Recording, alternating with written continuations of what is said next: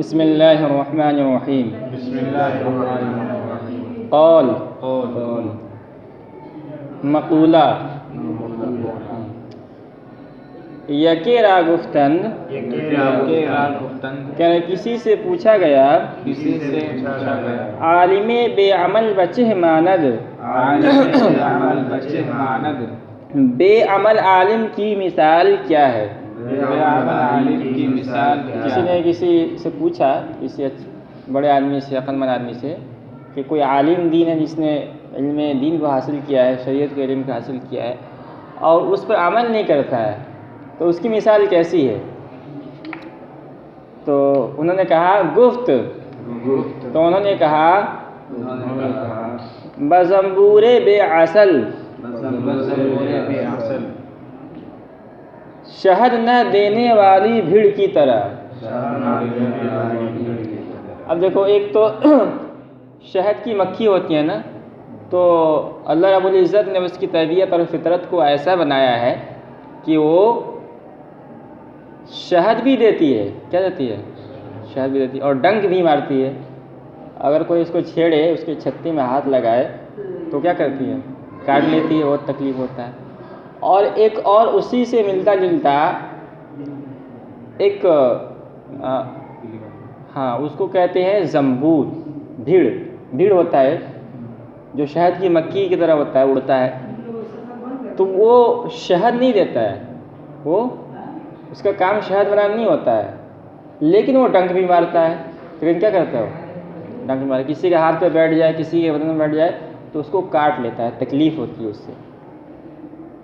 تو کہہ رہے ہیں کہ جس طرح یعنی جو عالم عمل کرتا ہے، جو عالم عمل کرنے والا ہے، اس کی مثال شہد کی مکھی سی ہے کہ وہ لوگوں کو فائدہ پہنچاتا ہے. جس طرح شہد کی مکھی لوگوں کو فائدہ پہنچاتی ہے، اسی طرح بعمل عالم یہ لوگوں کو فائدہ پہنچاتا ہے.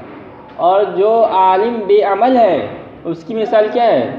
بھیڑ کی سی ہے کہ وہ اس لوگوں کو اس سے فائدہ نہیں پہنچتا بلکہ الٹا نقصان پہنچتا ہے. جیسے بھیڑ، اس کا کام ہے لوگوں کو ڈنک مارنا اور اس سے کوئی فائدہ نہیں ہے، اسی طرح اس بے عمل عالم کی مثال ہے. یکے را گفتند کسی سے پوچھا گیا عالم بے عمل بچہ ماند کہ بے عمل عالم کی مثال کیا ہے. گفت، انہوں نے جواب دیا بزنبور بے عسل شہد نہ دینے والی مکھی کی طرح. بیت شعر زنبور درست بے مروت را گوئی. دیکھو، زنبور موصوف ہے اور درست اور بے مروت یہ دونوں اس کی صفت ہے. کہہ رہے ہیں کہ سخت، درست کا ترجمہ سخت، اور بے مروت کا ترجمہ بے مروت، جس کے اندر مروت نہ ہو. سخت بے مروت بھیڑ سے کہہ دو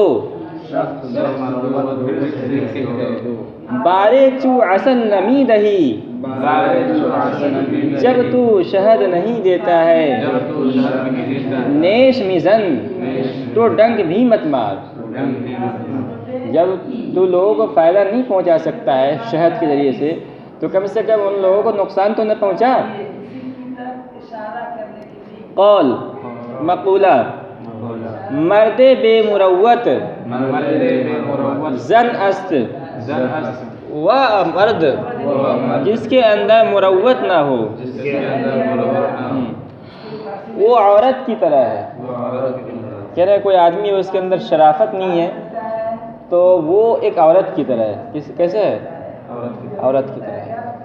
وعابد باطمع راہ زن اور لالچی عابد ڈاکو کی طرح ہے.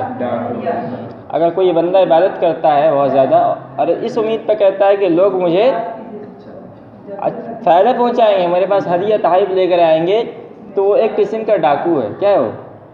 جس طرح مرد کے اندر اگر شرافت نہیں ہے، مردانگی نہیں ہے، تو وہ مرد ہے ہی نہیں، وہ عورت ہے. سمجھیے، اس کے اندر مردانگی نہیں. اگر مردانگی ہوتی تو اس کے اندر شرافت بھی ہوتی. اسی طرح اگر کوئی آدمی عبادت کرتا ہے اور لالچ کی بنیاد پر کرتا ہے، لوگوں سے طمع کی بنیاد پر، تو وہ ایک قسم کا ڈاکو ہے۔ ڈاکو کا کام ہوتا ہے لوٹنا، وہ بھی لوگوں کو کیا کر رہا ہے؟ لوٹ رہا ہے۔ اے بناموس جامہ کردہ سفید، اے بناموس جامہ کردہ سفید، اے وہ شخص اے وہ شخص جس نے عزت و آبرو کے لیے، جس نے عزت و آبرو کے لیے ناموس کی معنی عزت و آبرو، جامہ کردہ سفید، جامہ کردہ سفید، اپنے سفید کپڑے کو اپنے سفید کپڑے کو پہن رکھا ہے۔ سفید کپڑے کو پہن رکھا ہے۔ لوگ اپنے آپ کو اچھا دکھانے کے لیے خوب اچھا لباس سفید بالکل صاف شفاف پہنتے ہیں نا، کہ لوگ ہمیں عزت دار سمجھیں گے، ہمیں بزرگ سمجھیں گے۔